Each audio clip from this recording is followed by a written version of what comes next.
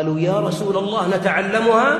قال وحق على كل من استمع إليها أن يتعلمها.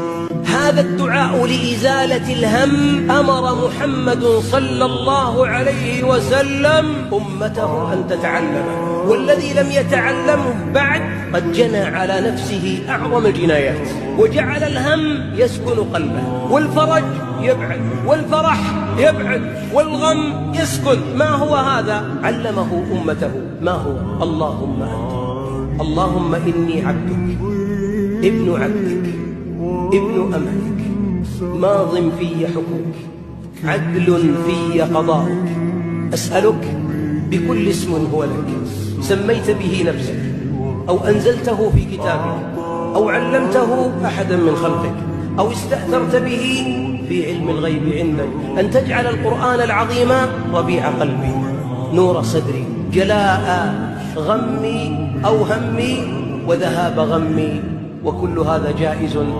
قال الحبيب من قالها إلا أبدل الله همه فرحا، وفي رواية فرجا.